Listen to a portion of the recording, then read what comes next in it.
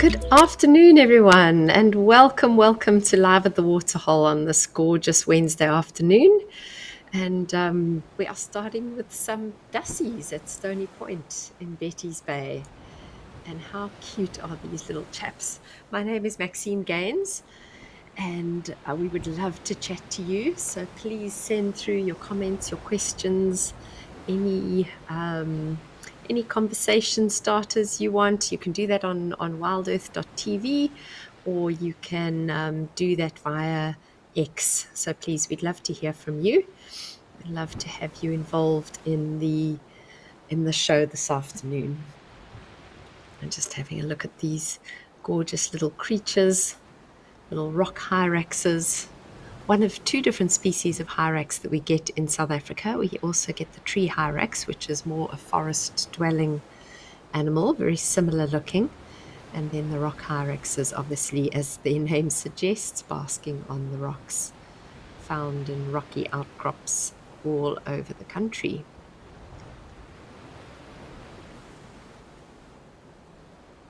Not sure what startled the other one because he took off and this one didn't seem to respond. So I'm not sure why the other chap got a fright.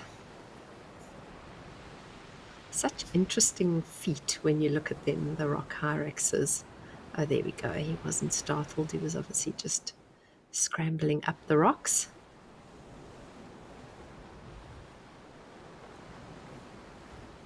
Very distinctive tracks that come with those feet, so always quite easy to identify their tracks when you are lucky enough to find them. I've only seen rock hyrax tracks a couple of times in my life because obviously they like to move where it's quite rocky and then don't leave tracks, but occasionally in amongst the rocks you'll find patches of sand, and I have a few times been able to have a look at the tracks produced by these interesting little creatures that are supposedly one of the closest living relatives of our African elephants.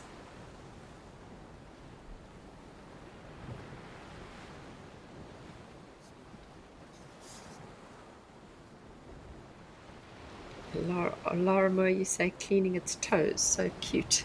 Yes, it is. Very cute. Looks like the tide might be coming in on the right there. It might need to start thinking about moving soon. Catherine, you say you hope we get to see the babies today. Oh, it's so cute. I haven't actually seen the hyraxes at this camera before, but I know from my time in East Africa, it was always so cute to see a mum with babies because the babies would often sit on her back. So you'd have these 4 or 5 little ones kind of perched on the back of the mother. So cute. And they really are very special little creatures.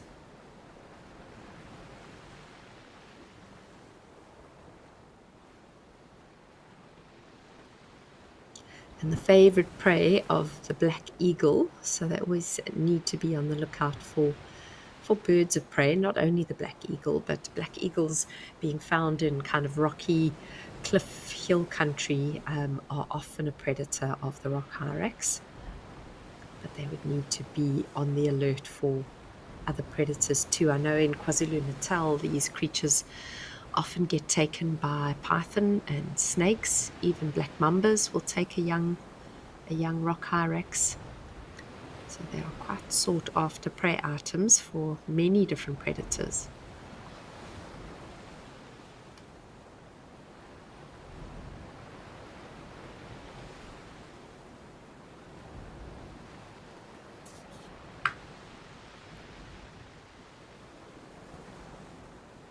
Definitely on the lookout there, but quite clever the way it's found a little rocky ledge to sit underneath, protecting it from above.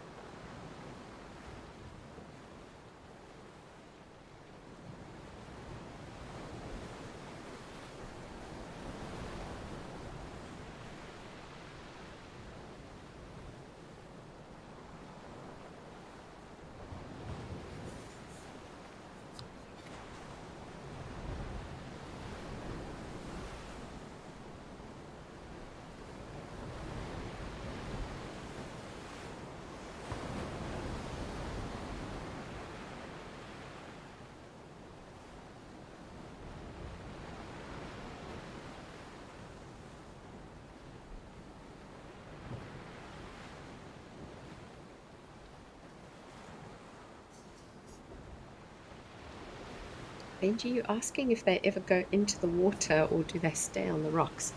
I've never actually seen a rock hyrax go into the water. Um, they, I don't.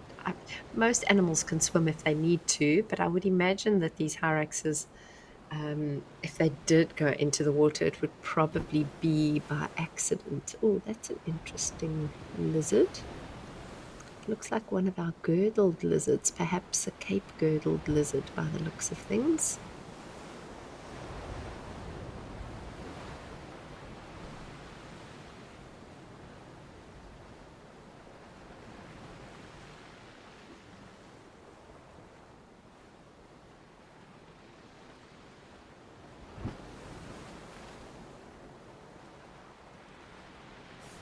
Very spiky body, which is typical of the Cape girdled lizard.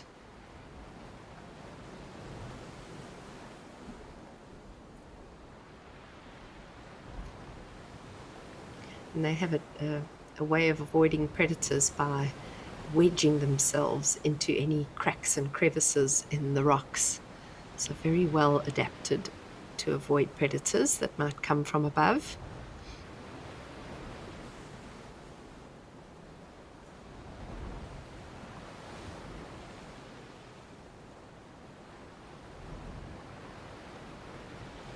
Get many different species of girdled lizards in southern Africa, but the Cape girdled lizard is kind of restricted to the southwestern Cape area.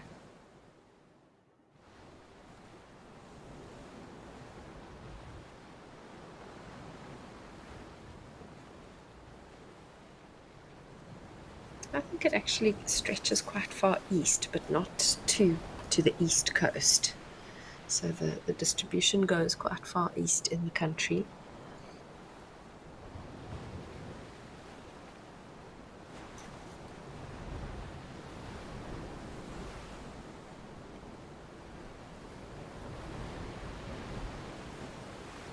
See what else the rocks are hiding.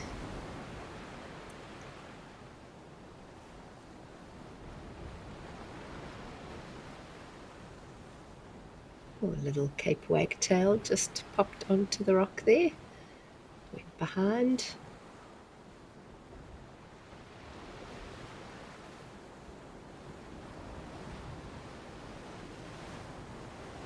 Cape wagtails are generally found close to water. They're quite dependent on water, as are most of the wagtail species, although not technically a water bird or a wader, but they do spend a lot of time close to water and around water.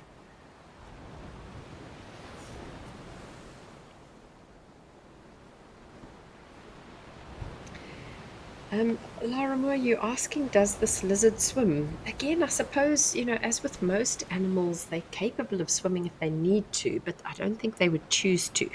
Just like the hyraxes, if the wave came up and washed them off the rocks, I'm sure they could make their way back to shore. But I don't think they would choose to get into the water. So they're not completely at home in the water, but certainly would be capable of swimming if the need arose. Oh, what was that darting up to the right there? Could have been one of the hyraxes just moving very quickly. I'm not sure.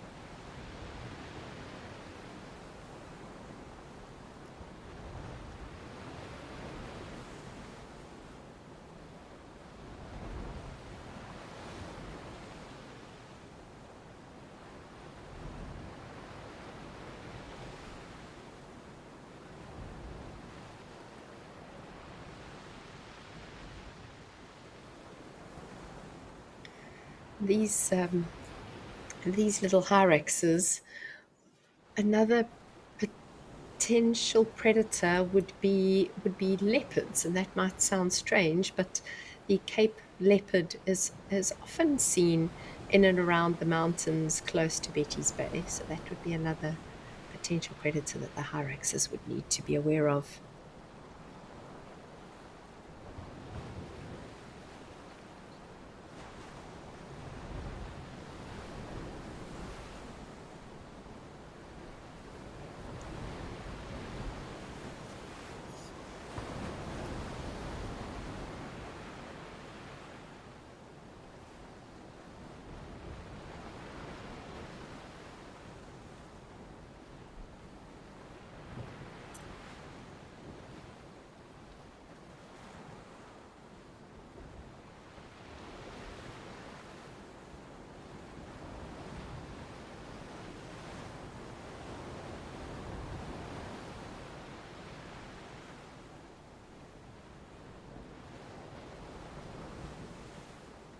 Seems like quite a lot of kelp that has been washed up on the beaches there. The seaweed that is found predominantly on the west coast. Ah, there, all the birds. I was wondering where the birds were from yesterday. Lots and lots of cormorants, and yesterday some heart-lips gulls as well. What have we got today? Some bank cormorants and looks like Cape cormorants. Sorry, not bank cormorants, white-breasted cormorants and Cape cormorants.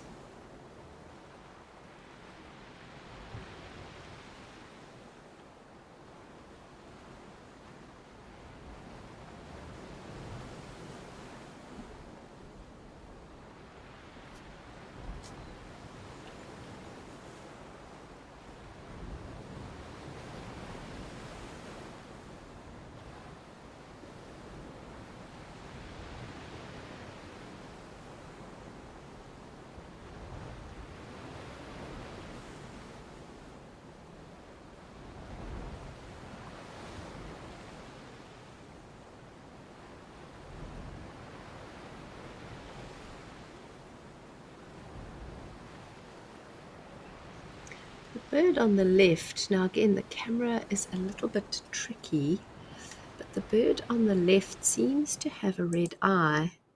If it has a red eye, if I'm not imagining it, then it's probably a reed cormorant, because the Cape cormorant has a very distinctive blue eye.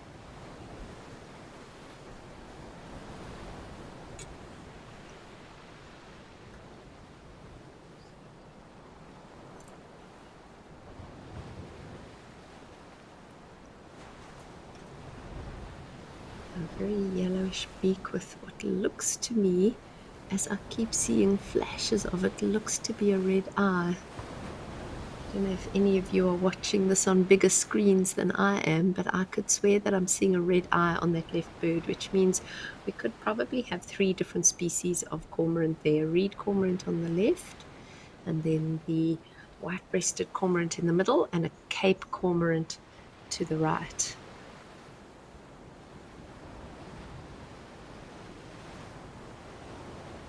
That's nice. You don't often get to see so many different species of cormorants all sitting together.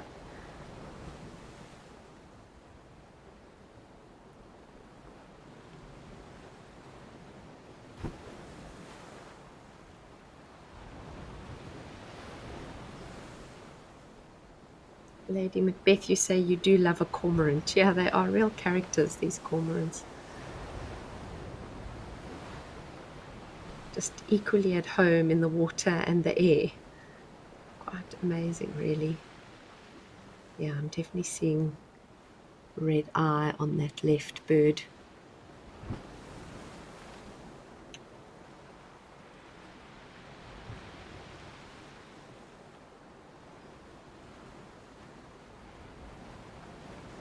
And I'm even seeing a slight little crest. This is very interesting.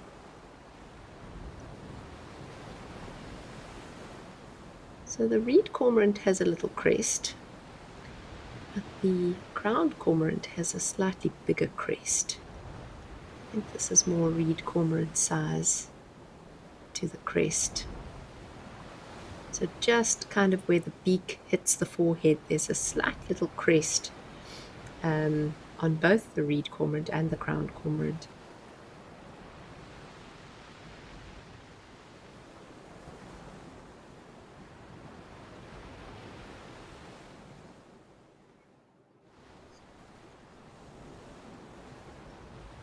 Well, it sounds like Tembe's got some ellies, so let's go over and have a look at these, and I'm sure we'll come back later to see what's happening at Betty's Bay, if there's anything exciting going on.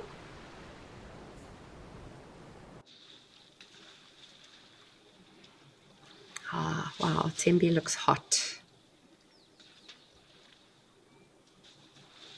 With a lovely little elephant pool party happening. That's always fun to watch.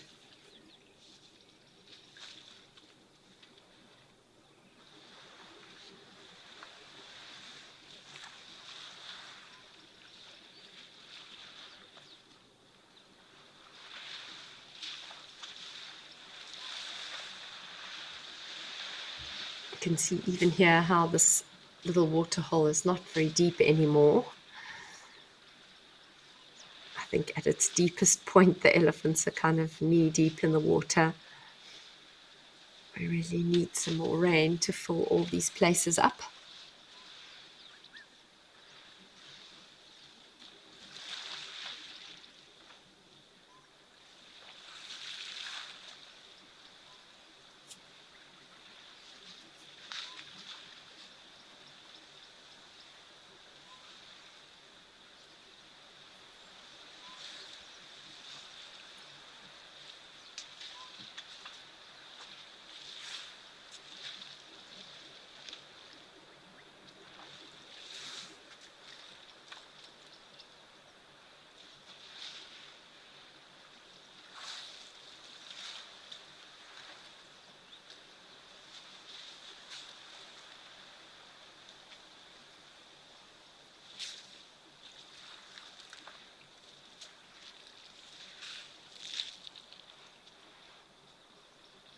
That tree at the side of the waterhole that the elephant is standing under offers such nice thick shade.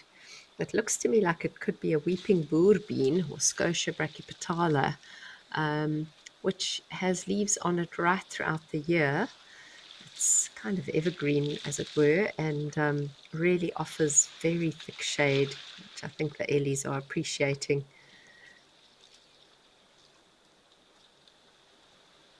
Beautiful, big old bulls there.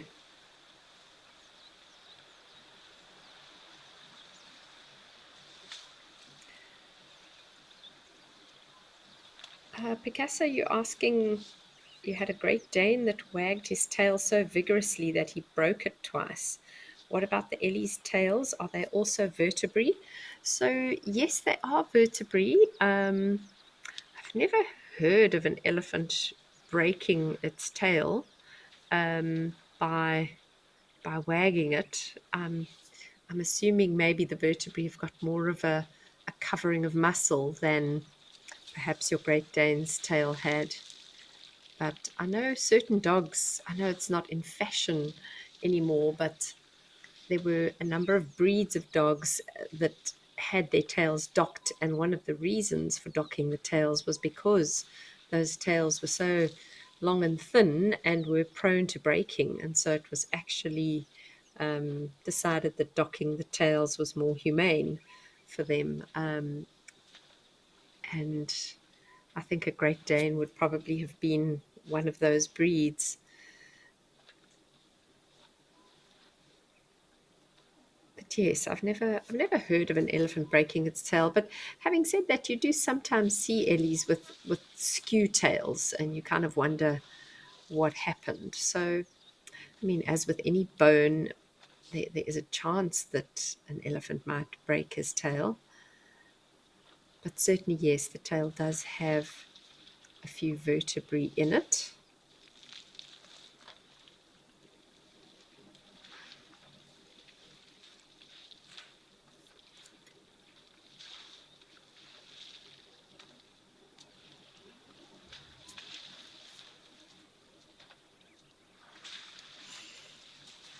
Animal lover, you are asking if you can tell how old an elephant is just by looking at its tusks. No, so you've got to look at the elephant as a whole, because tusks are quite a genetic thing. So sometimes you could have a really old elephant who just never gets very big tusks, standing next to a younger elephant who's just genetically, you know, blessed with the genes for larger tusks, or cursed, as it were, depending on the way you look at it. So a good indication of an elephant's age is their body size. If you see them in a group and you can compare, because elephants grow throughout their lives, they don't stop growing like we do at puberty. Once they've reached puberty, they are not nearly as big as they're going to be. So their body size continues to increase well after puberty into into old age. So body size is one indicator of how old they are. And then another way to age an elephant is to look at their skull and to look at the shape of the skull.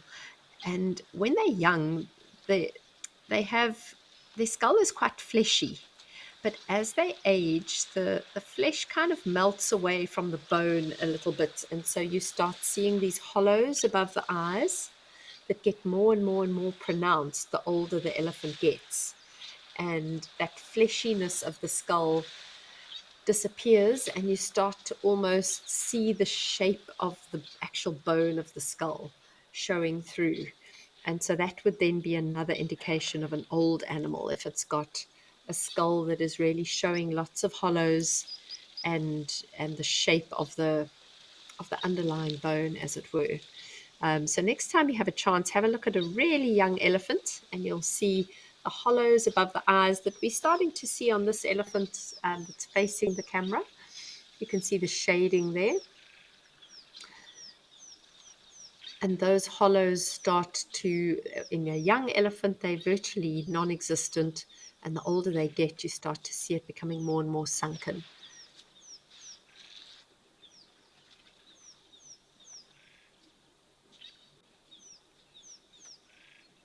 So it takes a bit of practice. You can't just, come to the bush and immediately age an elephant, even if you've done all the reading and you've looked at all the pictures. And it takes a little bit of time and patience and observing lots of elephants, and you eventually get a feel for roughly how old the animal is. And obviously we never know for sure how old they are, unless it's an animal that you're certain you've known from kind of birth.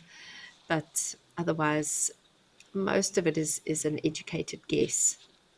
With elephants as well, they can get, rips and tears in their ears and holes through their ears.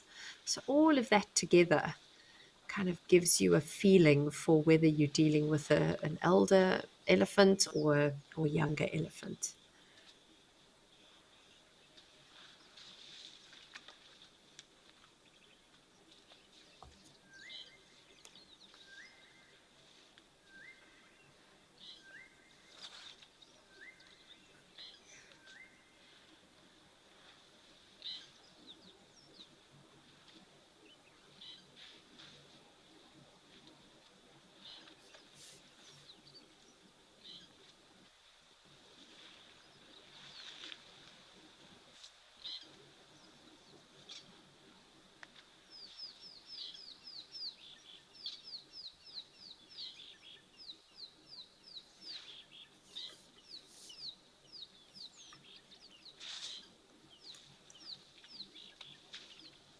So he's had a bit of a dust bath. Now he's having a bit of a mud bath, come splashing, just washing all of that dust off, I suppose.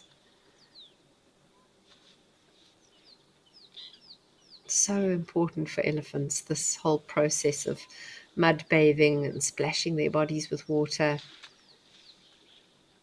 taking care of their skin, getting rid of skin parasites. It's a real process, but very, very important. There's a really old bull in the water, and you can see how sunken in those hollows are above his eyes.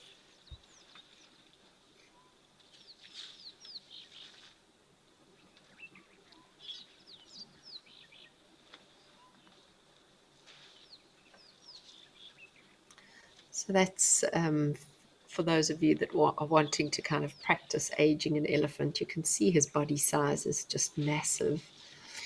And then you can see the sunken in, the kind of flesh sunken, melted away from the skull above the eyes. And those hollows on that bull are quite big. So that is a sign that he is older. And you can also see the size difference between him and the bull that's actually closer to us. So one would think a closer bull would look bigger, but you can see how that older bull looks, or the bull in the back looks so much bigger from a body size point of view. So that's just another way of telling that he is an old man.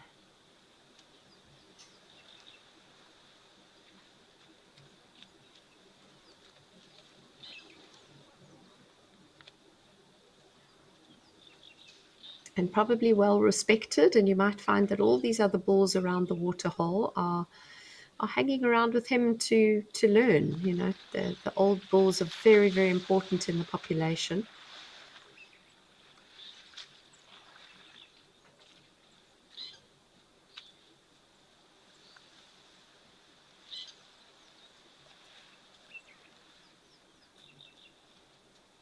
So once these older bulls, or once the young bulls have been kicked out of their breeding herds, they these old bulls become so valuable because they teach them how to be bulls no longer part of a herd, and they they show them how to behave. They're with them through their periods of must, and there's a lot of learning that happens in these groups of bulls. So the old bulls are very, very important in the population. Okay, the camera doesn't seem to want to move at the moment properly, so we're just going to link over to Safari Lodge while we try and figure out what's happening with the camera. It's a little bit delayed.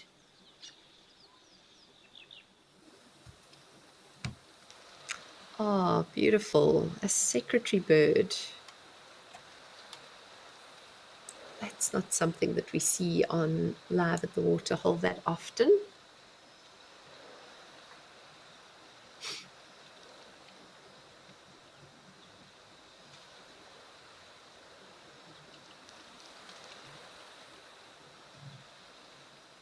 Difficult to know if it's a male or a female because the sexes look alike. There's no sexual dimorphism with secretary birds. Very windy by the looks of things. It almost looks like he's struggling to keep himself upright against the wind. I think he's actually decided to stop fighting the wind and just give it a rest. Have a little rest, possibly a little dust bathe.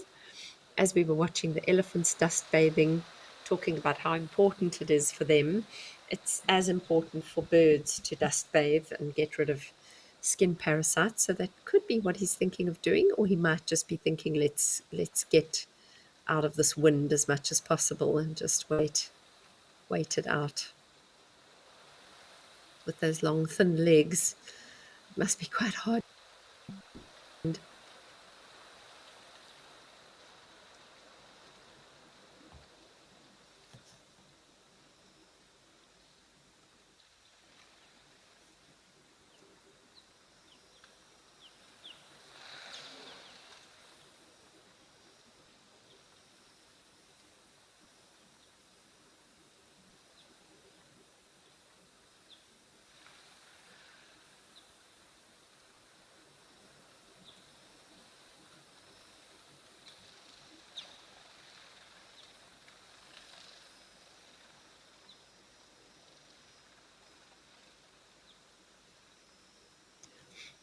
So with secretary birds, as I said, not easy to tell the males and females apart unless you see them together. Generally, the males are smaller than the females, so that's one way that you could possibly tell them apart. But yes, Joan, a really nice treat to see a secretary bird today. Not something that we see commonly.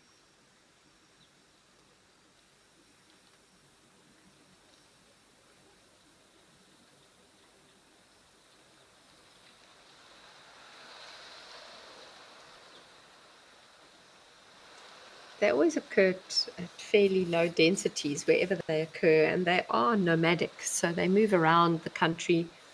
Nomadic is different to migratory. They don't disappear for a full season and kind of go from the north to the southern hemisphere or from summer here to summer somewhere else. But they do move around the country depending on where there is availability of resources. So they are a little bit nomadic. Um, and they are vulnerable. They are a vulnerable species classified so by BirdLife South Africa or BirdLife Africa, and definitely a species in need of protection. What else do we have here? Some springbuck.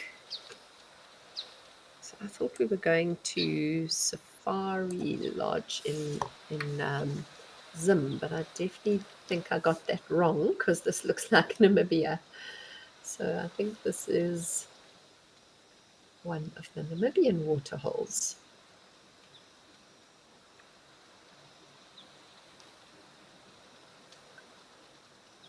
Safari hook. Oh, okay. Safari hook.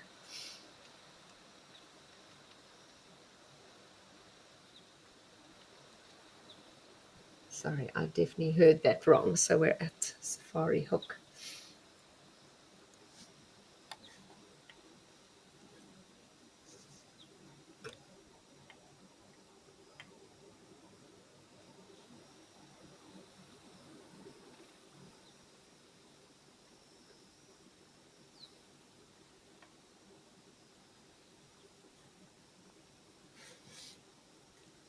So interesting to always see how long it takes these giraffes to decide to actually put their heads down and have a drink. And you must know how vulnerable drinking must make them feel. If they've walked so far, the water must be so enticing. And then they stand there for ages just checking around and making absolutely sure that there's no reason to be fearful before they have a drink.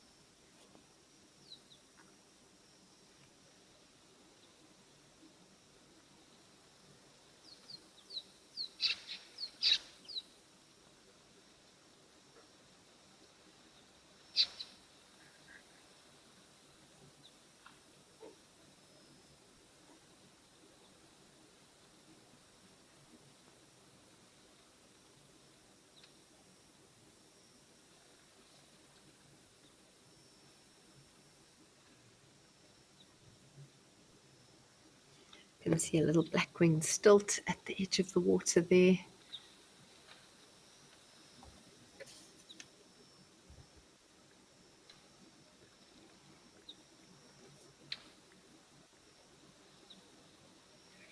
Sorry, just going back to the secretary bird because I see I missed Lily's question on it.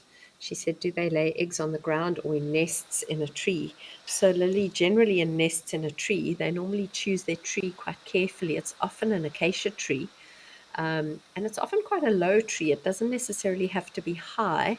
They tend to like a lot of the flat-topped acacias. So look at the wind there. Wow, it is quite a strong wind.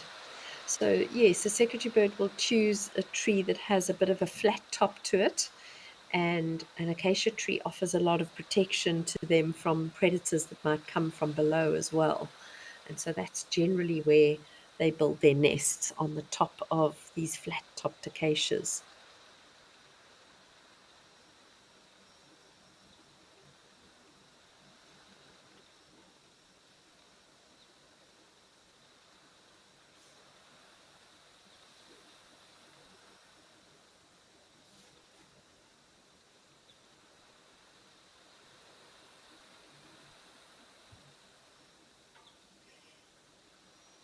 I'm not even sure if that giraffe eventually drank. I'm assuming it must have had a drink while we were watching the other giraffe feed, because it's moving off now. So let's hope it felt safe enough to have a little drink. There's quite a lot of water at Safari Hook, George. You're right.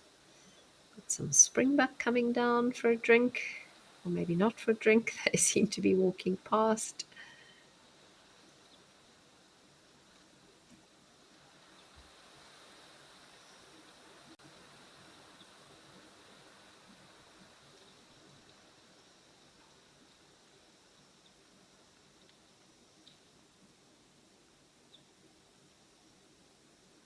And the black-winged stilt, such striking birds.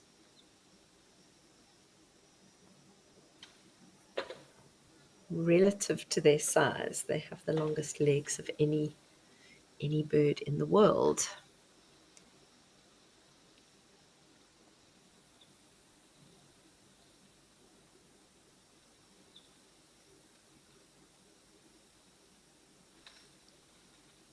I often wonder to myself why they need such long legs, because most of the time when you see these birds, they are wading around in quite shallow water. So it's a bit of an evolutionary enigma to me as to why they would have evolved such incredibly long legs.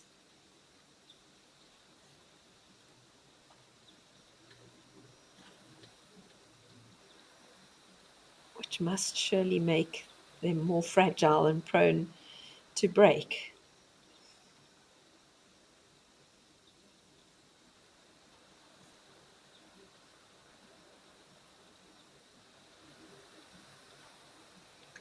Oh, what have we got there? That looks interesting. Is that a abdom stalk?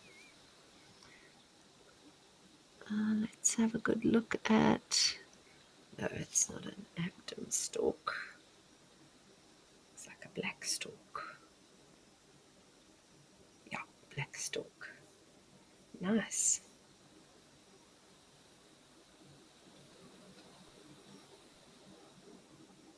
I know abdom stalks sometimes pop up in the strangest of places. But the black stalk has the red beak and the red eye, whereas the abdom stalk has got a bluish face and not a red beak.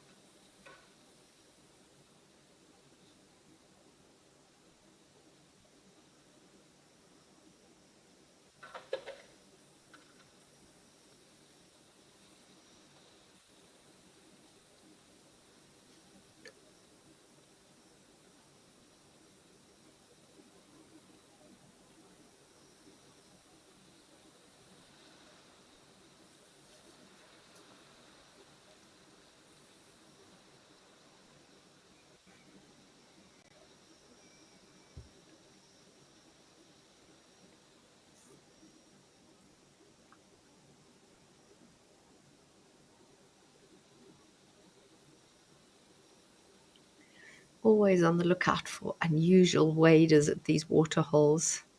Do sometimes get the strangest vagrants or migratory birds popping up in the strangest places.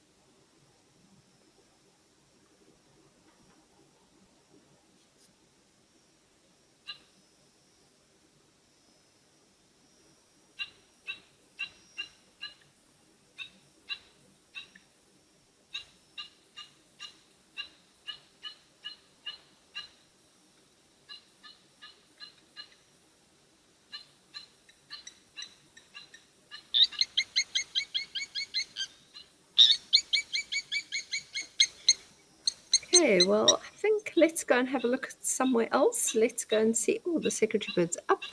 The wind seems to have died down. Sorry. So before we link over, just have one last little look at the secretary bird, who seems to be up and about again now that the wind has died down. Absolutely beautiful bird. And oh, being dive bombed by the plovers there, by the lapwings. That's interesting. So secretary birds could take little baby lapwings. They have been known to take young birds. They do eat a lot of snakes and lizards and things like that, but they certainly would be a threat if those lapwings happen to have chicks nearby. So that's probably why the lapwings are dive bombing them, or dive bombing him.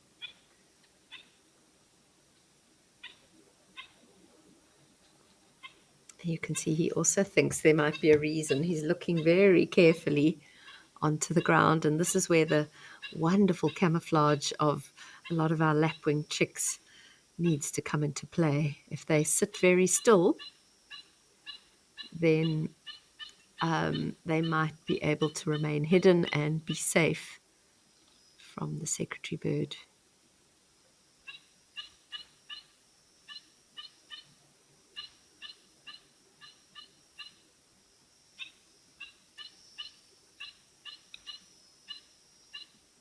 He's definitely looking for something on the ground.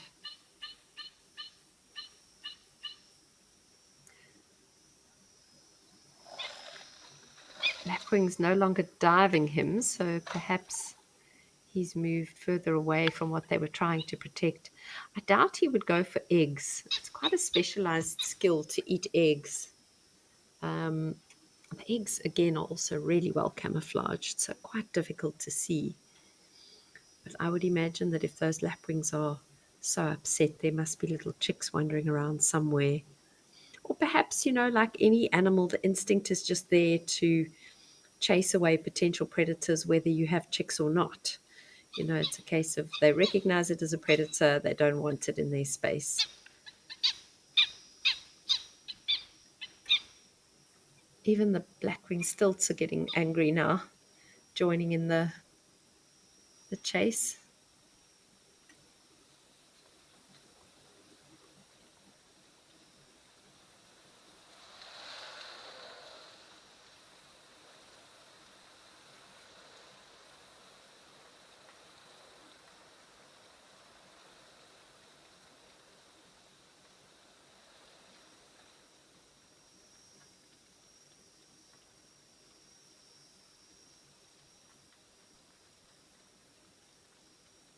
It's quite incredible to watch a secretary bird when they catch a snake.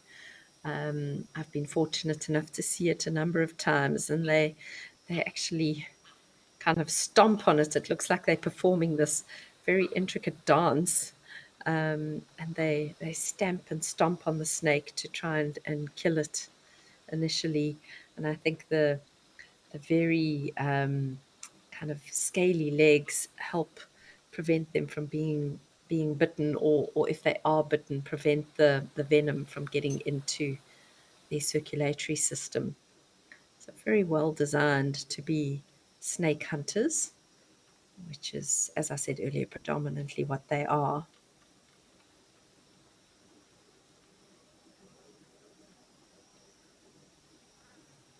This is interesting, seeing them go down into the water like that.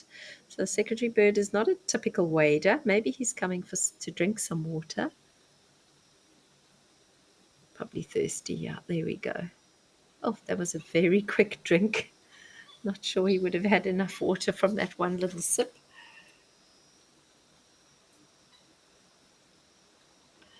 So this question comes from Fuller. Would the dive bombing of a predator also give away the fact that there is a nest or chicks around? It could. But often the birds are quite clever, and they'll actually lead the predator away.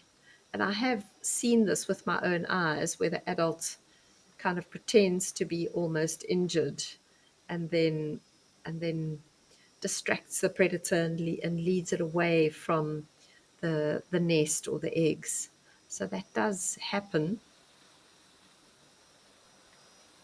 But that's, it's the reason why the chicks and the eggs need to be so well camouflaged, just so that these predators can't find them, because ground nesting birds are very, very vulnerable.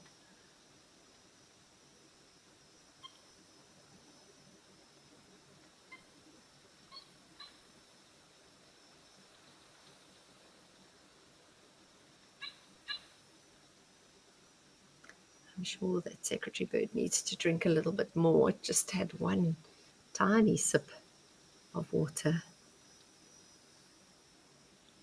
Probably also, like the giraffe, just feeling a bit vulnerable and needing to make sure that there's no danger when it puts its head down to drink.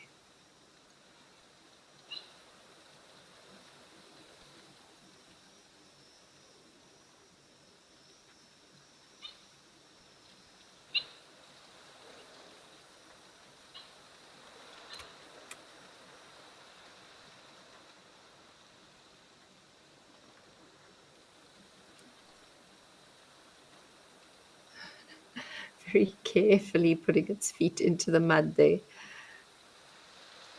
Very cautious. And still obviously being blown a bit by the wind. You see how it was struggling to balance as it put its wings up there.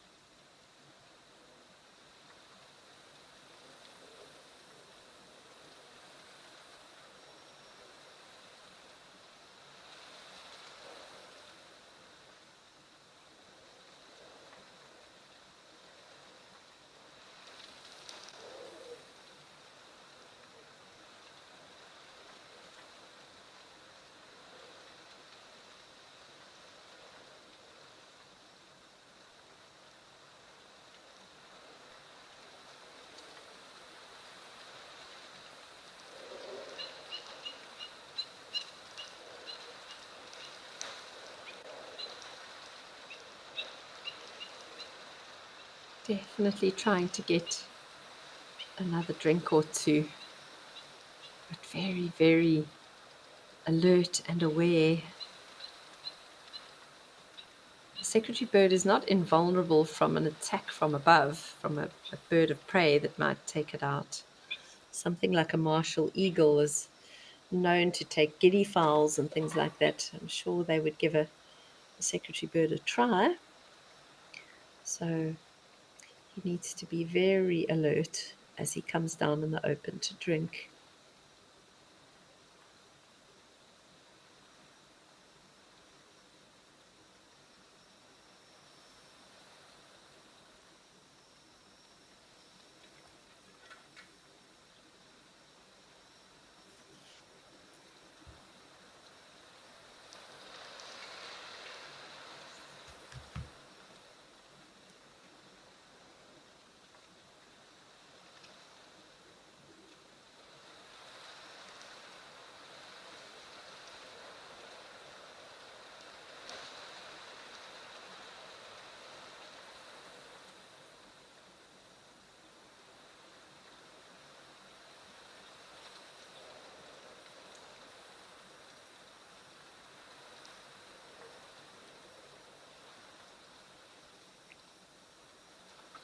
Bill, you say you saw a close-up pic of a secretary bird and they have beautiful thick eyelashes. They really do.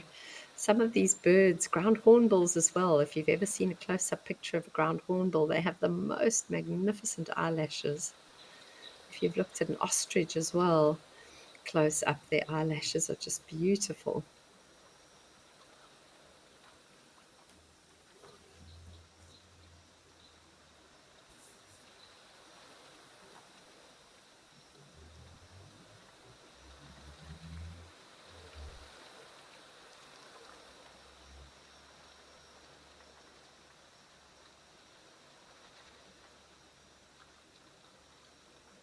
There's a project on the go, I think it's linked to bird, trying to kind of understand outside of protected areas where these birds occur. So I know that many birders in the country have been asked to report sightings of secretary birds.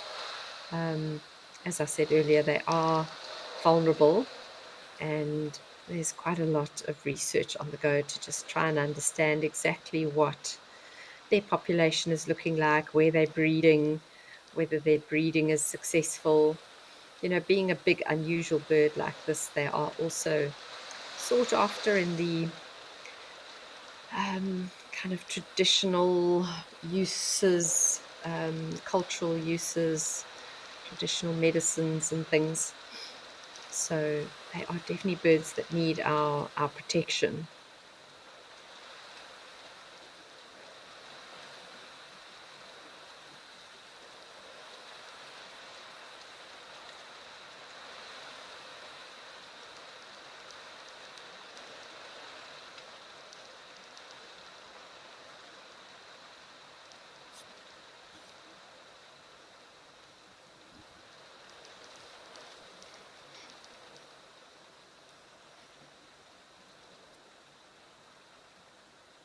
Little herd of springbuck coming down to drink there. Some zebra as well. Got some plain zebra.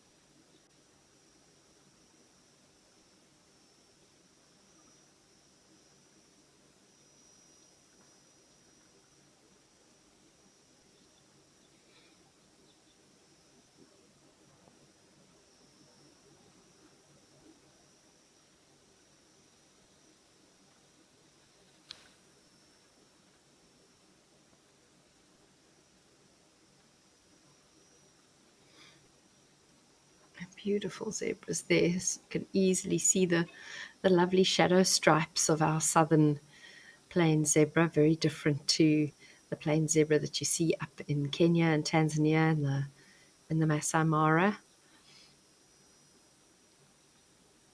So the shadow stripe being the kind of brownish stripe in the middle of the more black stripes.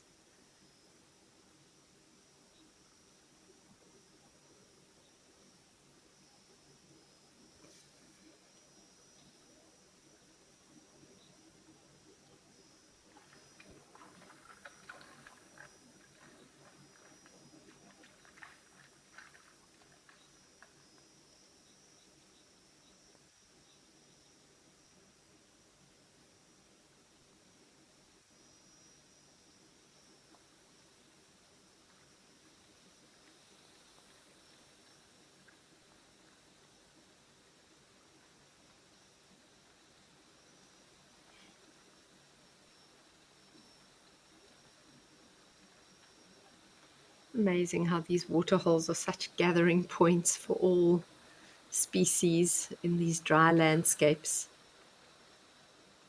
And springbuck are perfectly adapted to deal with the dry landscapes. In fact, they do not do well in the wetter parts of the country.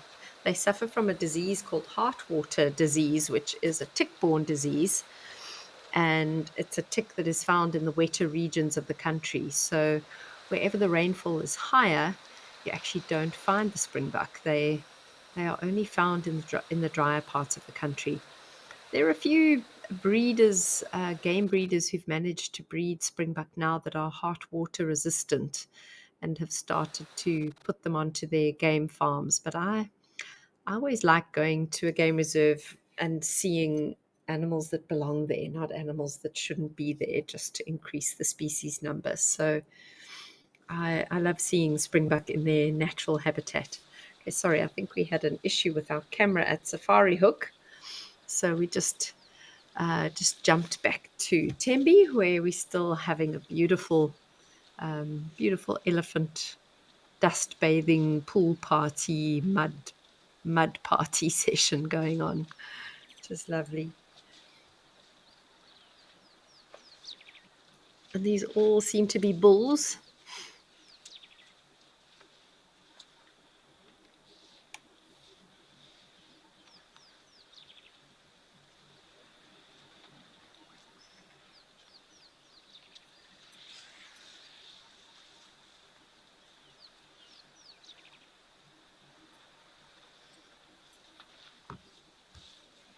Looks like some Inyala in the background there. Okay, we're going to quickly pop over to KwaMaritane. I think there's a hippo there. So let's go and see what's happening with Mr. Hippo at KwaMaritane. Oh, wow. The hippo has two passengers, Hamakop and Terrapin. How cute.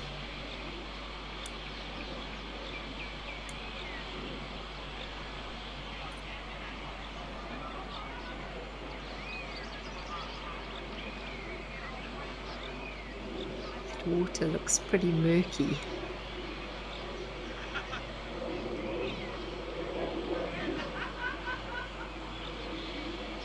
So wonderful to see how these animals, I was going to say take advantage of each other, but that sounds negative. Oh, just how they seem to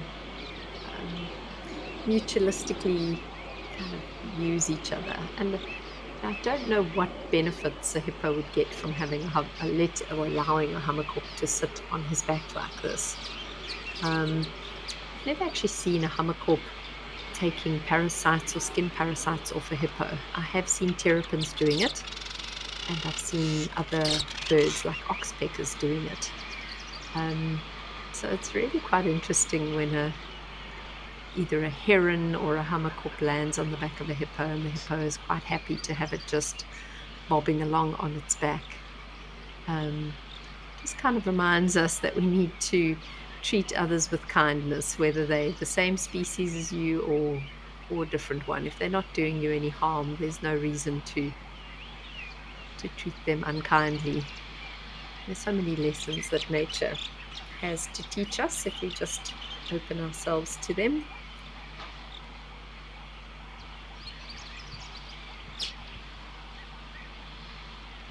The hammerkop definitely gets an advantage from this by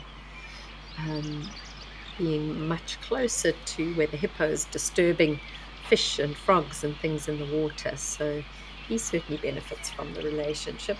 Perhaps he would warn the hippo if there's potential predators around or any potential threats. There's not much that threatens a hippo in the water, though. They feel quite vulnerable out of the water, but when they're in the water, they generally don't feel threatened by too much.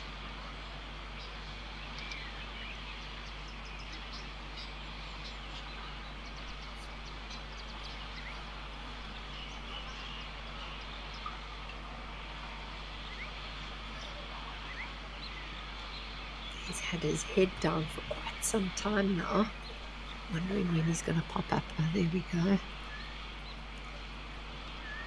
So they say they can keep their heads down for 8 minutes. I've often in the past tried to time it and see if it does get to 8 minutes. I've never quite had a hippo go as long as 8 minutes. I'm sure they probably are capable of it, but it's quite impressive that they can hold their breath for that long.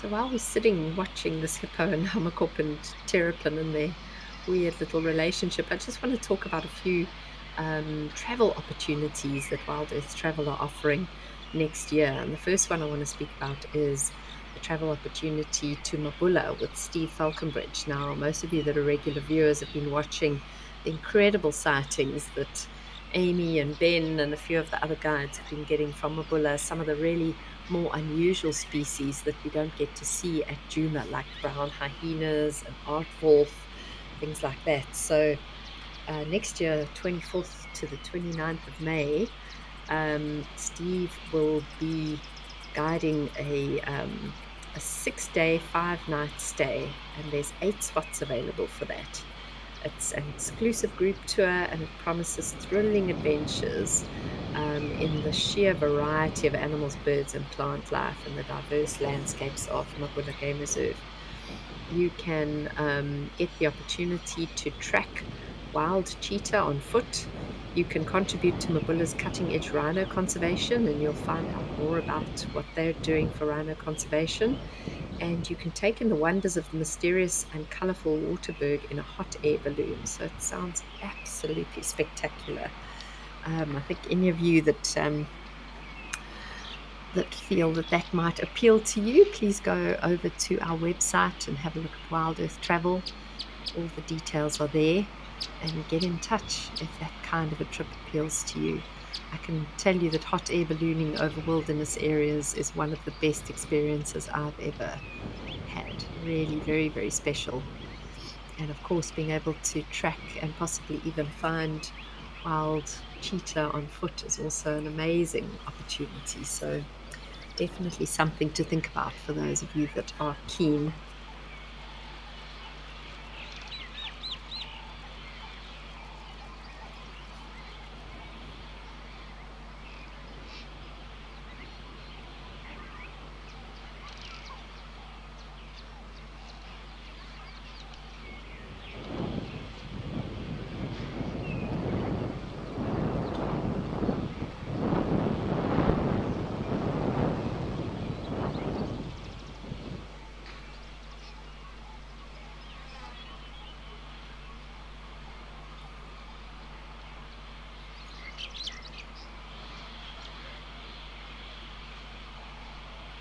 Water is so murky, I'm not entirely sure how the hammerkop is going to know when there's prey close by, and I'm wondering if he's standing right at the edge on purpose, because maybe his toes being in the water would be able to sense the vibrations of a fish or a frog or something coming closer, and that might just alert him to a feeding opportunity, because the water really doesn't look like he would be able to see into it at all.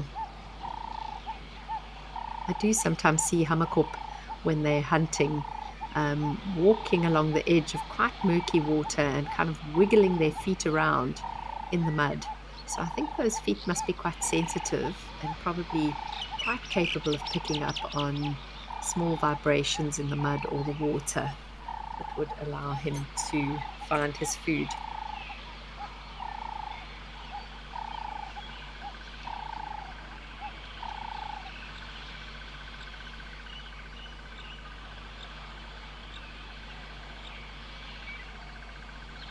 Just Kendra, you say they managed to work together. Yeah, they seem to be quite happily working together at the moment. Hippo doesn't seem to be too concerned. The turtle's just sunbathing, and the hammerkop's waiting patiently for some food.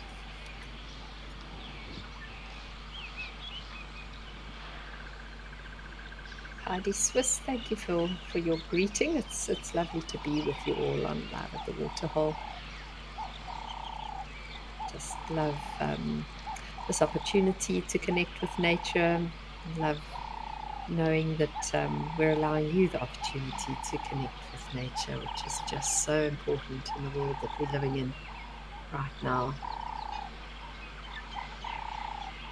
where connections with nature are becoming, for many of us, harder and harder to find, and yet more and more critical that we do find those connections for ourselves, for our children, and raise children and raise a population that has a love of and a connection for nature. Just very, very important.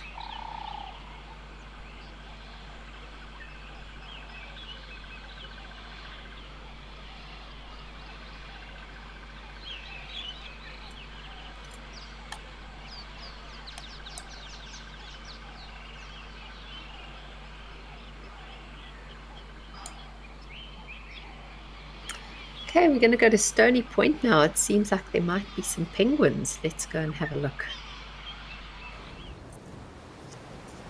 Oh, wow. This is what I was hoping to see yesterday when we linked there, and there was no sign of them. So, really, really awesome to have some African penguins swimming in the water. Very special.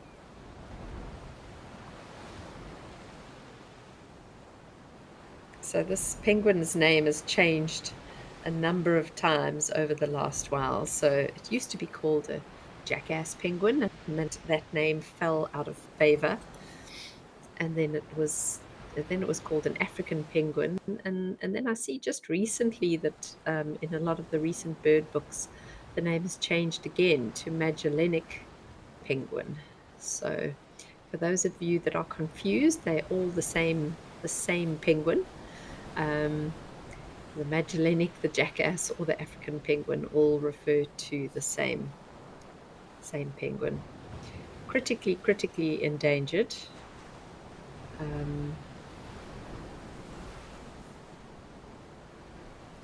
Sorry, I'm talking rubbish. The African penguin and the Magellanic penguin are subspecies of. They're not the same. African penguin and Magellanic penguin look very, very similar, but they're actually not exactly the same bird.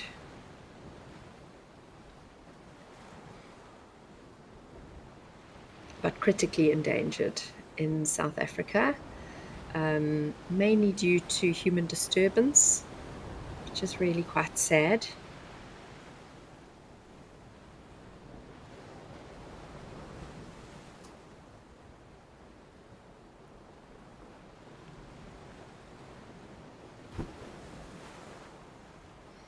And they're endemic to southern Africa. They occur up the coast of Namibia and are occasionally seen on the KZN coast, but mostly kind of the western coast down through the southern coast of South Africa.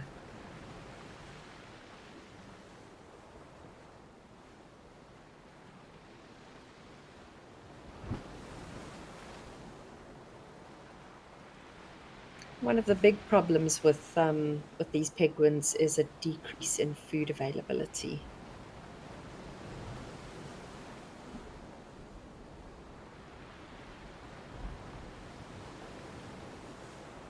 And that comes from probably overuse in the seas with all these fisheries just netting way more fish than we probably need and removing that fish that is the sole source of food for these amazing little penguins.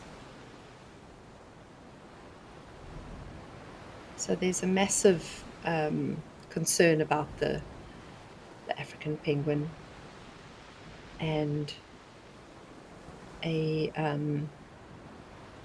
huge move to try and do a lot more research and to try and protect them wherever possible. Unfortunately, the areas where they breed are often quite hot tourist spots, and also sought after spots for development. You know, the coastal property along the Cape South and West Coast is very much in high demand, and their breeding sites are being developed where they really shouldn't be, where these birds should be left alone.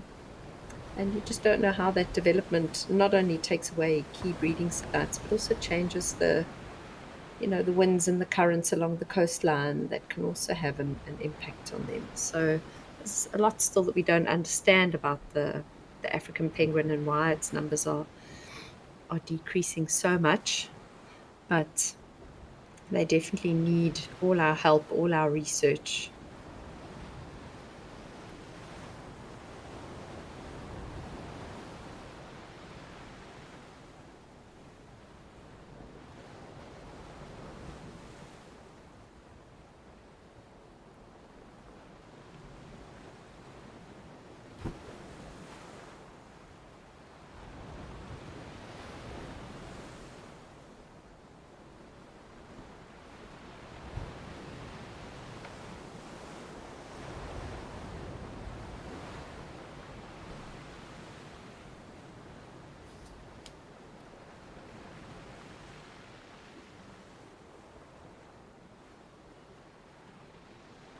Amazing to see the little ones learning from the parents. And great to see that there are some little ones, that there are some breeding successes for the season. Catherine, I agree. Education of children is the key to conservation. How will they protect the animals that they don't even know about? That's so important. And as more and more kids move into inner cities and lose that connection with nature and never get the opportunity to go out into these places and see these animals, it becomes really difficult for a person to feel passionate about something that it has no connection to. And that's why I feel so deeply that this connection with nature needs to be encouraged in our schools, encouraged everywhere, encouraged on, on TV, wherever possible. Just try and encourage a connection with nature, and school teachers should be getting their kids out into nature as much as possible. Rather than teaching biology in a classroom, we should be teaching it out in the outdoors where kids can feel that connection. And there are outreach programs and programs where kids get to go outside and go into nature, but it just needs to happen far, far more than it is at the moment. So Bill's asking, you think many people associate penguins with the Arctic, not a bird that you would find in South Africa? It does seem quite strange, Bill, and obviously most species of penguins are found in the Antarctic. So the Antarctic is our southern oceans, the Arctic being up in the north. And all penguin species are found in the southern hemisphere, and certainly most of them would be found in the Antarctic. There are a number of species of penguins that you find down there: king penguins, gentoo penguins, southern rockhopper penguins, northern rockhopper penguins. You get the macaroni penguin, the Magellanic penguin, which I spoke about a little bit earlier, and then the emperor penguins as well. Adelie penguins. There's a number of species that you find down there. So it is quite unusual to have one that spends so much time further north and breeds up here as well. It's not just up here to get food, but it actually breeds on our coastline. And that is very, very unusual for penguin species. But the waters that you find these penguins in are the cold waters. So you very seldom find these African penguins on our eastern coast. And the eastern coast is the warm Indian Ocean. It's a warm current. And so most of the penguins that crop up there are either lost or vagrants. They've somehow managed to get themselves in trouble. Whereas the breeding and the majority of this penguin population would be on up the Namibian coastline, and then into kind of Western Cape and Southern Cape, where the water is very, very cold. Cold Benguela current. The cold currents are often associated with very rich seas because there's that upwelling of cold water from the deep ocean that is associated with lots of plankton, brings the whales to feed, as that phytoplankton then feeds all kinds of other creatures like krill and shrimp and things, and then the whales arrive to feed, and so the fish come to feed on those rich oceans as well. And obviously, with the ocean being so rich, it is sought after by large fisheries, and I think it's really important that we start to discourage these large fisheries from and create more marine reserves where the fish can be protected in their breeding grounds. The ocean is one big place, but there are many areas in it that could be protected, breeding grounds especially, which would help these penguins. And of course, discouraging things like, um, ocean floor mining and deep sea mining and all this nonsense that's cropping up in the press. Surveying for oil off our coast. All of these things are a massive threat to these species that call our planet home.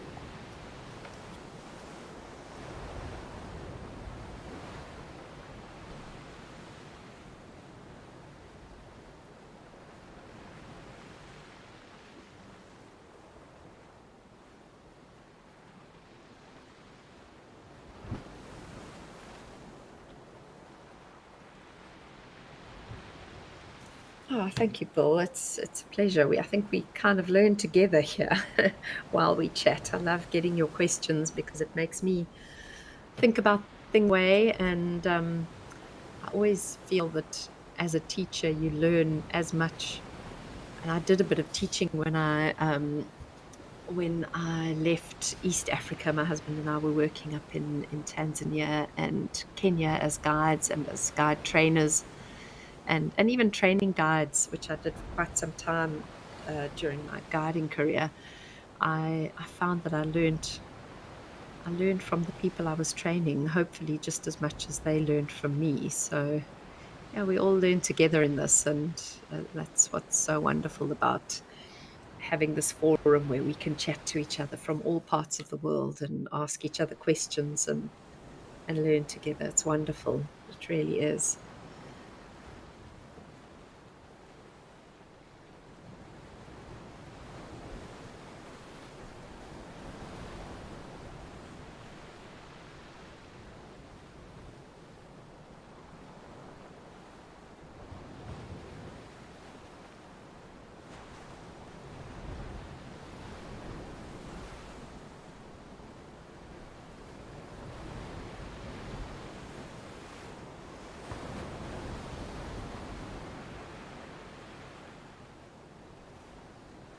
Where they were standing before, there seemed to be a massive number of insects or ants, or I'm not quite sure what they were, crawling all over the rocks.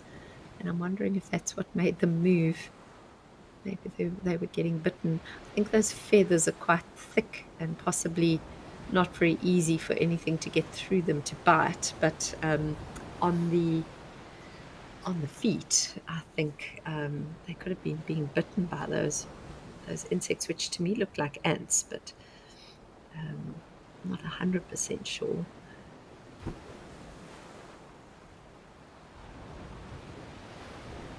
So, Catherine, you say that you are going to be back in SA soon to work for an organization that takes kids from the villages into Kruger for education programs. That's wonderful. When I was working at Londolozi, we used to have a weekly school trip that came in from the communities, and the guides and trackers would, whoever happened to be kind of off duty with guests, would then take out those children and give them a meal and take them into the bush and show them some of those animals, because so many of them, they grow up on the boundaries of these reserves within spitting distance, as it were, and yet they've never seen an elephant or a lion in the wild. And as we were saying earlier, how are they ever going to feel the passion that is necessary to protect those animals if they've never even seen one? You have to create that connection. You've got to create some form of emotion that's attached to that animal for them to decide, okay, hold on, this is something worth protecting. And so that was a hugely important part of our job. And as guides, we were all called on at regular intervals to take those trips and do the game drives with those school children, and just to see their faces when they see an elephant or a lion for the first time, and to think, gosh, these kids have grown up their whole lives right here and they haven't seen it. And that's quite sobering, but also very, very, um, very fulfilling, knowing that you are just hopefully creating that connection that's one day going to result in one of those kids going off to study conservation, or you know just somehow not get involved in poaching or whatever it might be. It's hugely important.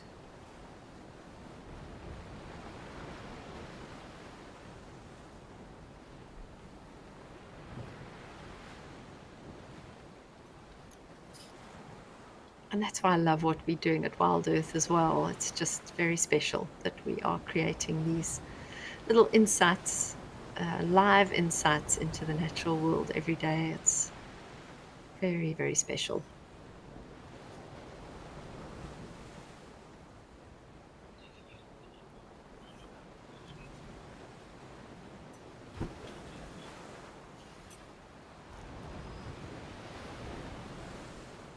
So I'm wondering if they did get some ants crawling on them or whatever those bugs were. I know sometimes, I'm sure some of you have heard about it, where a bird will literally go and sit um, purposefully in an ant nest or where there's a lot of ant activity, and allow the ants to just crawl all over their body and remove parasites. Either the ants, there's a few theories as to why they do it. So one of them is that the ants actually, devour the parasites that are on the bird. And also another theory is that the ants give off formic acid, which all ants species have, and that formic acid actually acts then as a repellent for skin parasites. But either way, it's something that has been recorded in numerous species of birds all over the world. So it's not something that's restricted to just one species or a few species. Um, I'm wondering if that's not maybe why they were sitting in amongst all those bugs. It was really quite strange to me. And we were chatting about something else at the time, so I didn't mention it. But it was really interesting that they were sitting in amongst all these bugs.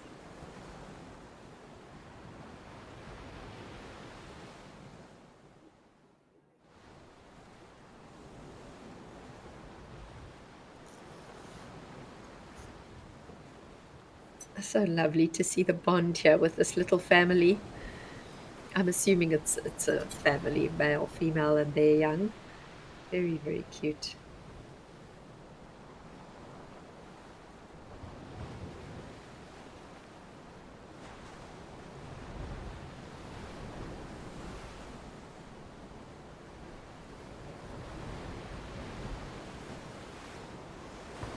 So I know that the great white population has been quite negatively affected on this kind of south and west coast by killer whales, by orcas, and wondering if that's not going to give the penguins a chance for their population to just recover a little bit. It'll be interesting to see um, how it works.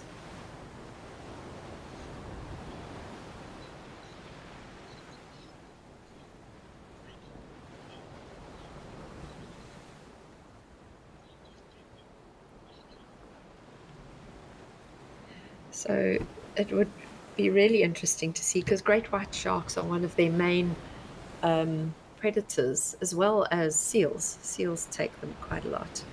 Um, so yeah, the balance, the great whites also take the seals. So whether that's then going to affect them negatively or not, I'm not sure. But it would be really interesting to know how this little population of penguins are responding to the fact that the great white numbers have dropped. Diana, do they also groom each other? Yes, I have seen them grooming each other. I think especially in the beginning stages of their courtship, before they actually mate and lay their eggs, they will spend quite a bit of time just reinforcing the pair bond by grooming each other.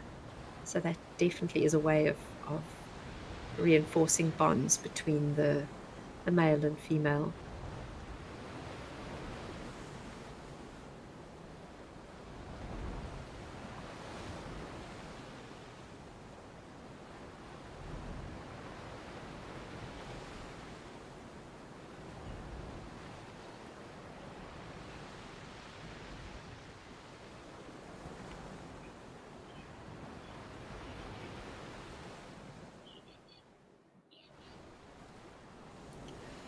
It's quite interesting. I was reading about these African penguins and how they say that the ones that breed in a colony actually have more success at raising their young than ones that breed more solitary. So sometimes you'll find a pair just breeding on its own without other penguins around, and sometimes you'll find them in these colonies where there's a number of breeding pairs together.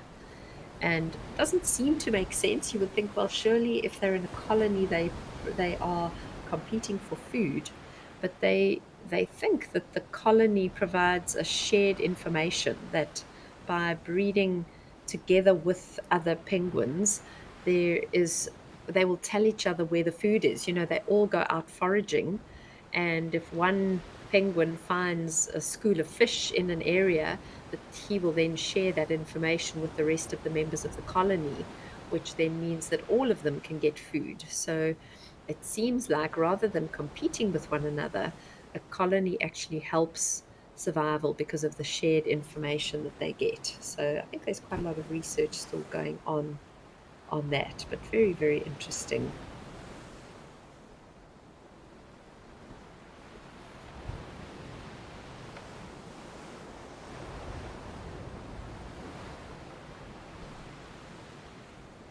Yeah, Joan, I'm so happy to see the penguins today because when we crossed over to Stony Point yesterday, there was no sign of them. They were obviously all out busy, busy fishing or doing what they do, but it's lovely to see them today.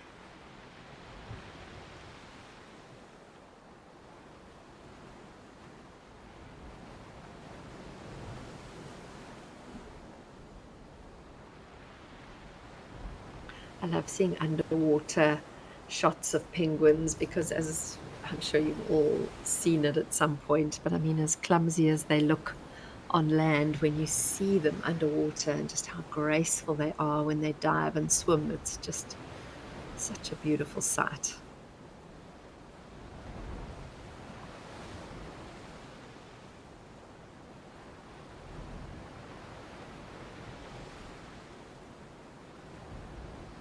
And you can see the development that I'm talking about. Look, I think some of these places are quite strict with how much development can happen and where it's happening.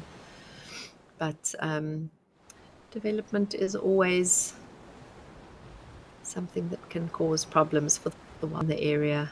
Oh, wow, look at all the penguins there. That's amazing. So lovely to see so many of them today.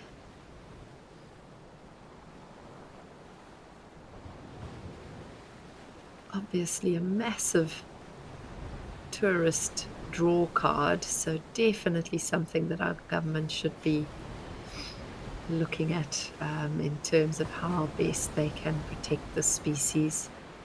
And it should never be about that. The species should be protected because of its own, it has worth in and of itself. But, you know, you always have to have ways of bribing governments to protect wildlife.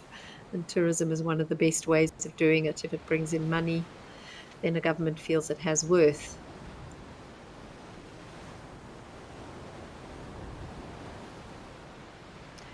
So VC, you're asking if the white sharks here are being depleted of food sources also. So yeah, I'm sure the fish stocks all over the world are in decline, and we all need to pay attention to that. You know, you've got these fisheries need to start being more accountable and fishing in a way that is sustainable, and many of them aren't. So I think many of the predatory species that rely on fish are also in decline. You know, the whole system is linked. And we have seen a massive, massive decline in great white shark numbers around the coast of Africa, specifically that south and west coast. And I'm not sure it can all be because of the orcas. I think the orcas have played a role, but then you also have to ask yourself, why have the orcas suddenly arrived? What changed that forced them to suddenly come here where they weren't before? And not that they weren't here before, but they've become resident, particularly this one pair of orcas known as port and starboard because of the way that their dorsal fins flop over. They're very recognizable, and they hunt along the coast and hunt the white sharks. Um, but where did they come from? Why did they need to suddenly change their behavior and move in and start hunting our white sharks? You know, this whole system is connected. And if we are depleting resources in our oceans, it's going to have repercussions. And I don't know how many of you have ever heard of something called a trophic cascade, but there was a very famous example of a trophic cascade in Yellowstone National Park where the removal of wolves caused a massive change to the entire ecosystem that was really actually quite negative. And by putting the wolves back at the top of the food chain, it created this cascade of events down the food chain that allowed the system to revert back to what it was before. It literally pushed the deer into different areas, which then caused the the woodland along the rivers to change, which then changed the course of the rivers, and it changed the entire ecosystem. Now, in the ocean, you get these trophic cascades because of whales. And when whales are removed from the ocean, their feces is removed from the ocean. And the feces is a nutrient that is used by many organisms that live in the ocean. They feed off that nutrient that then creates all these blooms, nutrient blooms in the ocean. So when whale numbers drop, then the nutrients in the ocean that drops, and that creates a cascade, um, a negative cascade in the ocean. So yeah, we've got to think so carefully. I mean, there is Captain Paul Watson sitting in jail for defending whales, and we don't have the whole world in uproar trying to get the government of Denmark to release him. And yeah, I think it's Denmark. Sorry, I'm sorry if I'm accusing the wrong government here, but they, the fact that he's sitting in jail when all is done is protect the whales in our oceans is something that we really need to think very carefully about, because it's all linked. If our oceans are not healthy, then the land on the land won't be healthy either. It's all linked. So, yeah, I'm sure that the shark numbers are down for many reasons, because of overfishing, because of trophic cascades that are no longer happening from overwhaling, all these incredibly important systems on planet Earth, on Mother Earth, that need to be revered and protected by us.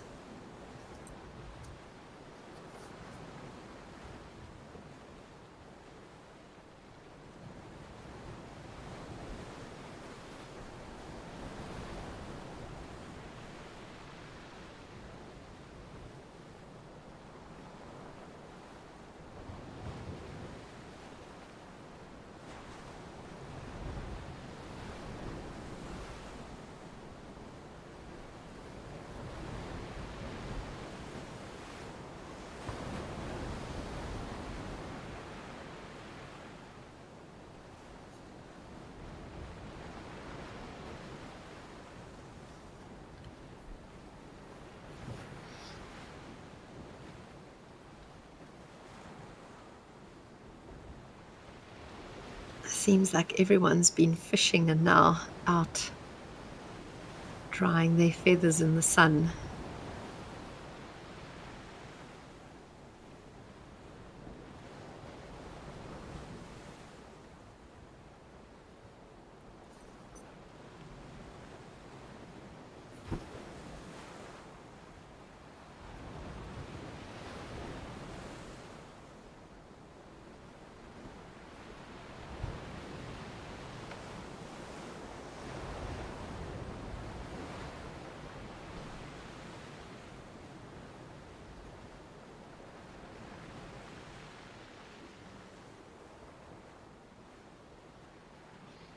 Seems like it might be quite hot there, just looking at how those cormorants are opening their mouths and gula flapping to cool themselves down.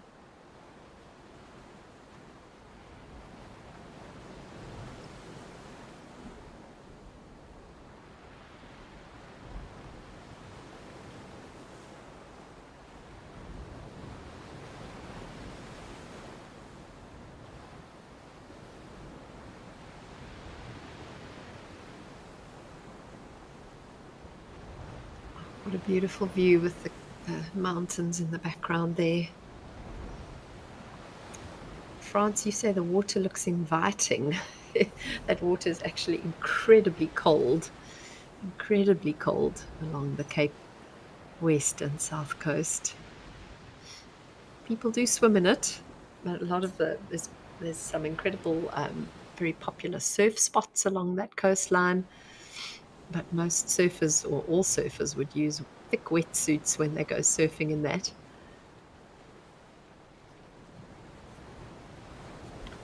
So different to the East Coast where I live, where the water is beautifully warm.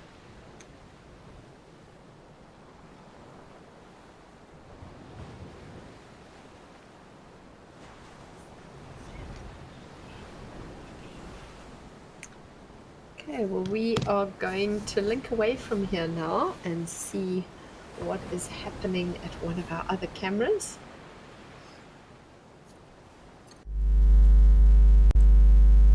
And here we are at Cat's Eye Pan in the Olifants West Game Reserve with some ellies. Looks like a group of young elephants, not big ones, so still quite young, possibly little teenage bulls that have banded together. Yes, I can see one on the left is definitely a bull.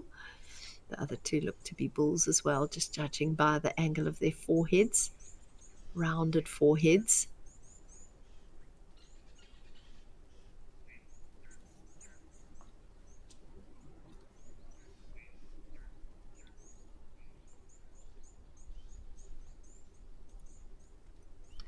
And we've got a pair of Egyptian geese in the water. I didn't even notice them. I was too busy looking at the elephants.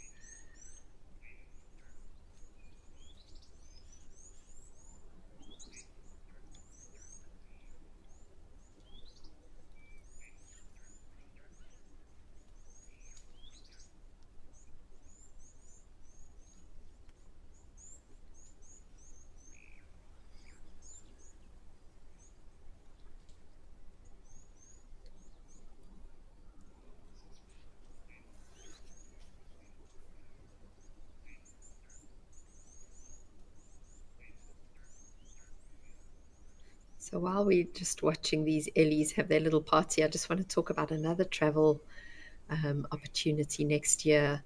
And this is the Trails with Amy Krantz and Renia Simhlongo from the 23rd to the 30th of September 2025. So it's 8 days, 7 nights. And it's a small group size of 6. And it is going to be the most incredible experience. I've now had the pleasure of working with both Amy and Renius. Renius I worked with many, many years ago when I guided at Londolozi for many years. And what an exceptional and incredible tracker he is. He is one of the last of the traditional Shangaan trackers, and he's known for his expertise and instrumental in habituating the leopards of the Sabi Sands. So we have him and his brother and a few other people to thank for the fact that we have these habituated leopards that we can view in the Sabi Sands. So this tour is going to be in partnership with Tracker Academy.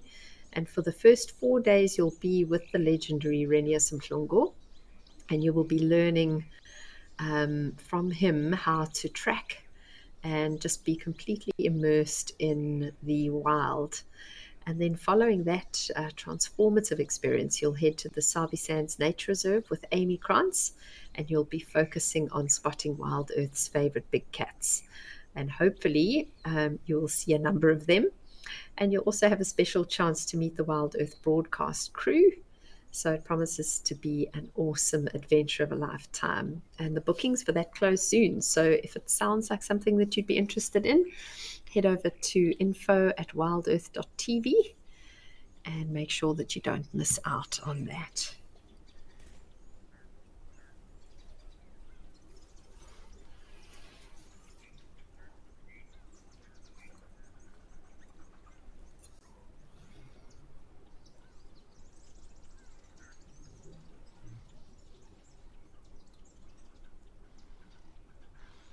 I can hear some lesser striped swallows calling in the background there.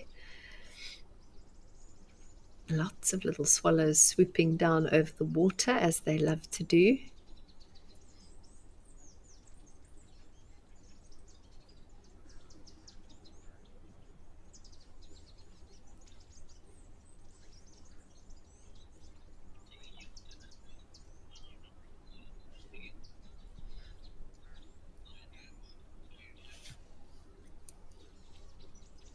Oh, look how that bull is leaning on his on his frenemy.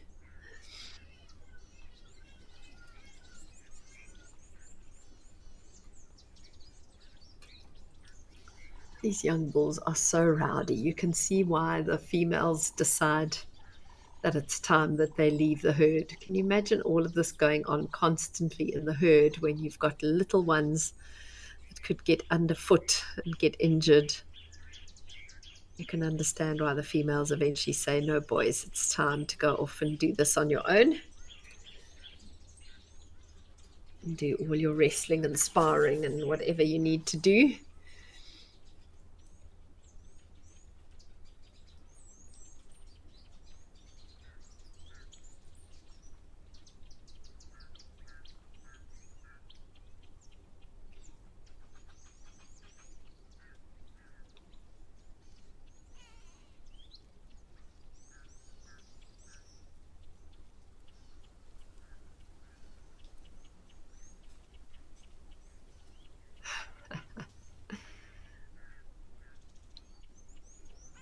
He's going to back into him now.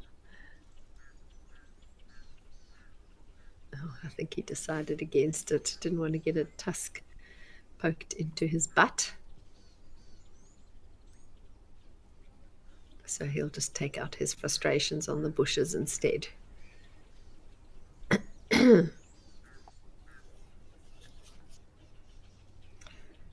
One on the left is definitely a little bit bigger. Not a lot, but he definitely seems to have a bit of a size advantage over the chap on the right.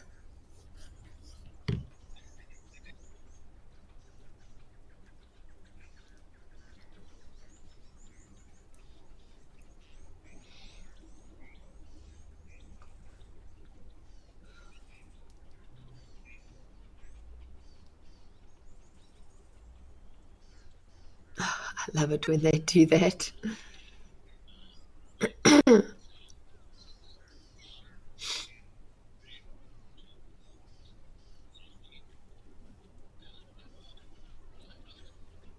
It's quite sweet because you can almost see that there is some affection for each other in the way that they're sparring. They're not being particularly rough.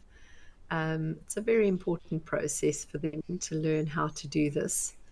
Just the way he gently kind of placed his trunk on the forehead of the other elephant.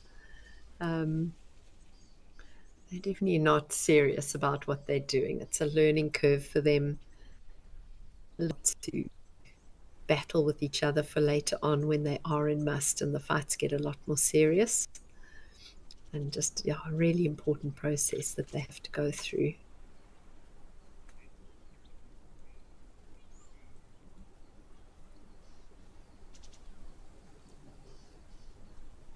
But these bulls at this age are quite vulnerable. You know, they've just been chased out of the protection of the herd. There are certain lion prides around Africa that are known to take young bulls like this. So they need each other, these bulls. They, as much as they're sparring with each other and they look like they might be fighting, they're also probably very well aware that they need the presence of each other, for protection. Oh, I think he chased those geese. It was out of camera shot, but just judging by action of the poor Egyptian geese, I think they got at or slapped with a trunk. Probably not trumpeted at, or we would have heard, but certainly the Ellie is creating a bit of a sorry little monitor lizard, a water monitor, so moving out of the way.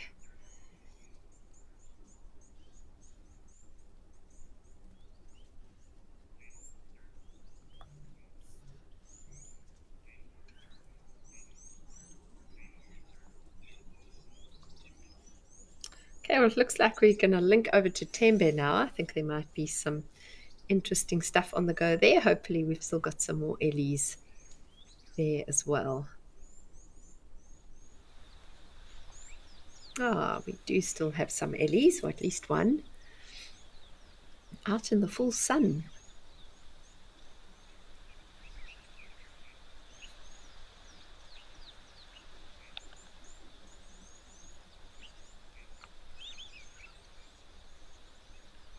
You can hear the white-faced whistling ducks in the background there. You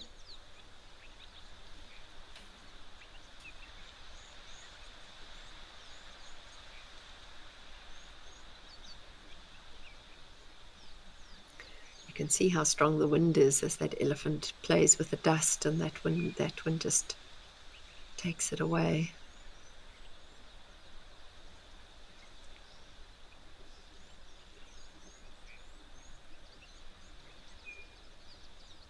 can hear some oxpeckers, so I think there might be some antelope around as well. There's a, looks like the bottom of an inyala disappearing up the slope.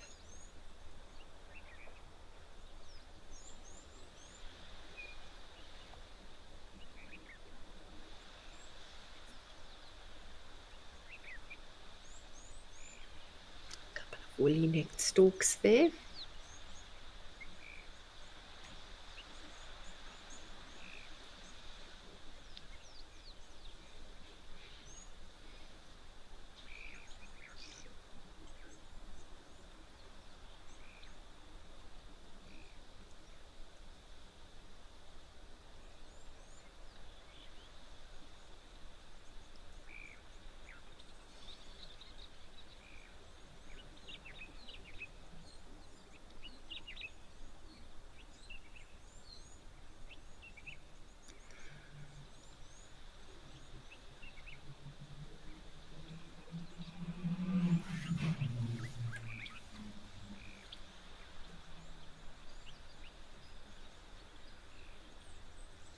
Amazing how quickly they cover ground when they look like they're walking so slowly and so sedately, and then you see how much ground they actually cover.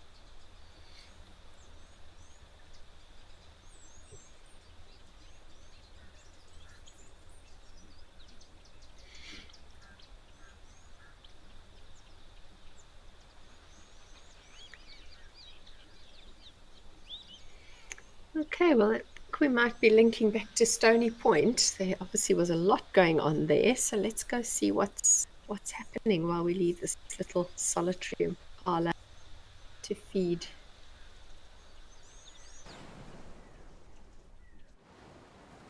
Oh, sweet. Our young penguin.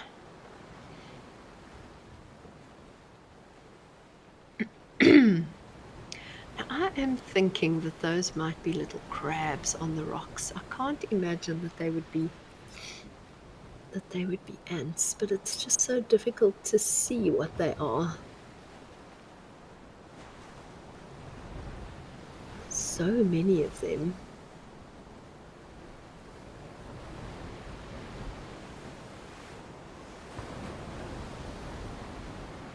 Not entirely sure what all those little critters are, to be honest.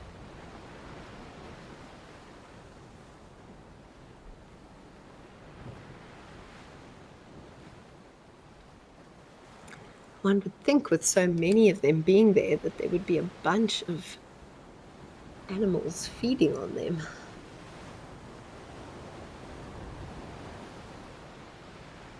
No, they don't look like crabs to me. They look like insects, but they seem to have wings. So I'm still unsure of what they are.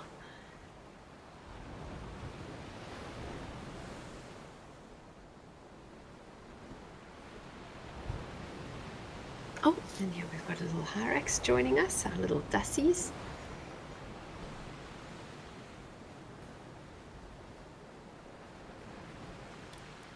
Looks super relaxed up there on his rock. So cute.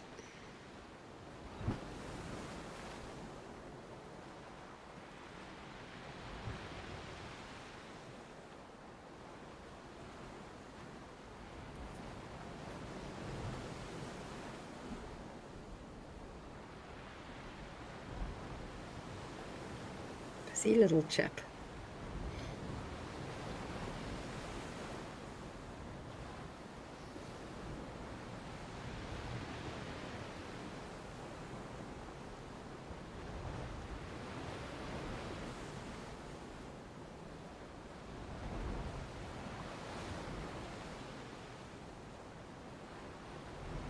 Oh, there's another little lizard. I wonder if it's the same species as the one we saw earlier. It looks like it's got quite spiky scales, so it could be another girdled lizard. Yeah, I think so.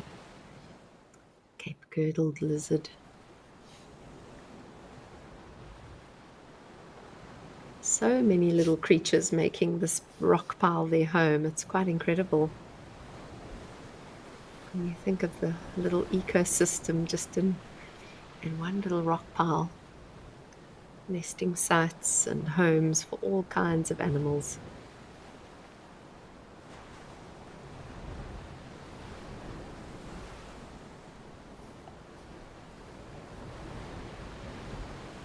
Those scales on that tail look quite formidable, actually. I think the girdled lizard's scales on his body must be quite good protection from a lot of creatures.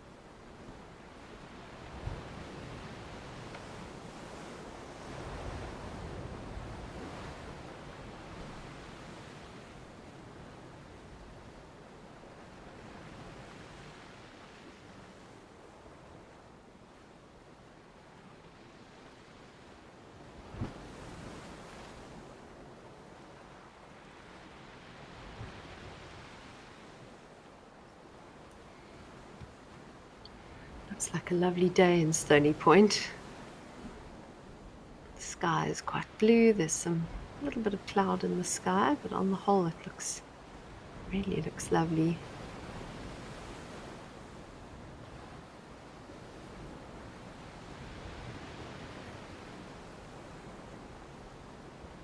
One would hope that the residents of Stony Point really appreciate the little ecosystem on their doorstep.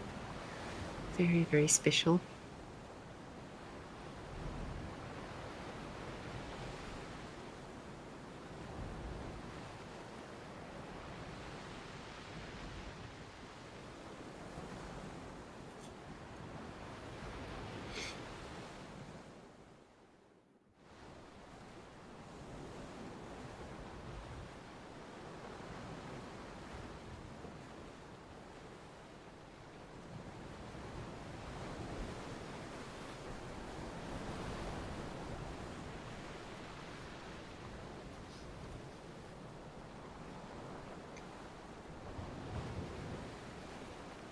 Alison, it is soothing, isn't it? Just looking at the landscape and the mountains and the sea.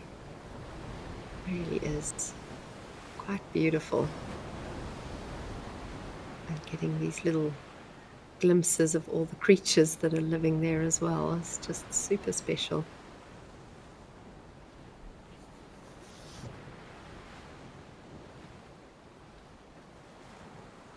I think that was the pair we were looking at earlier, but I'm wondering where the little chaps seem to hop down into where all the insects were swarming around.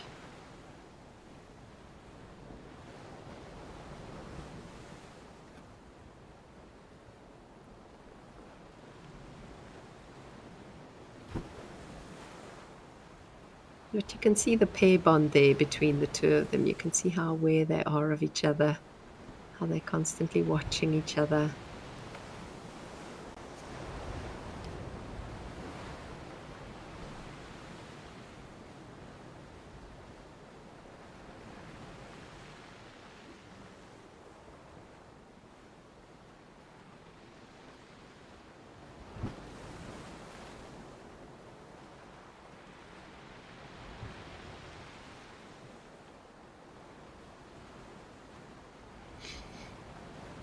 There's another adult. I'm not sure where the youngster is. He made his way down into that frenzy of insects a little bit earlier.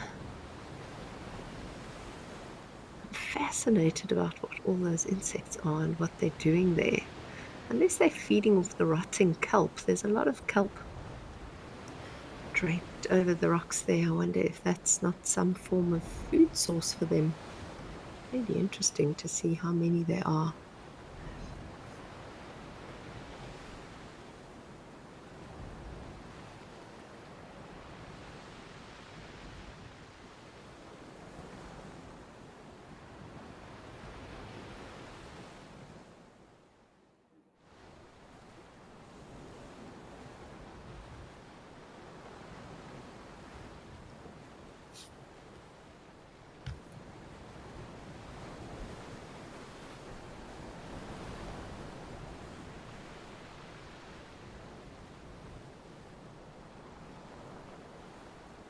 They almost look, I don't even want to say it, but they almost look like little cockroaches or something related to.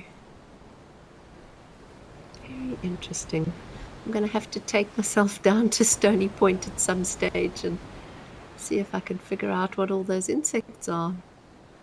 But it definitely looks to me like a cockroach or a woodlouse or something, just the body shape. It certainly isn't a marine arthropod like a crab. It's definitely an insect of some sort.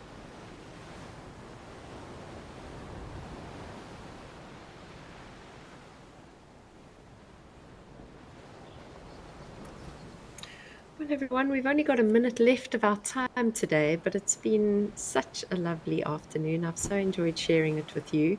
It's been lovely to see the penguins at Stony Point. I've been wanting to have a look at them for a while, so that was really very, very special. And also just all our elephant sightings today. It's been a great one. I've loved having you all on board with me, and really look forward to doing this again sometime. I'm probably not going to be here until after Christmas. So enjoy all the Live at the Waterholes with all of our other presenters in the meantime. And happy holidays to all of you. Have a wonderful, wonderful holiday season wherever you are. And please join us over the next few days. It's been wonderful being with you. Take care and goodbye for now.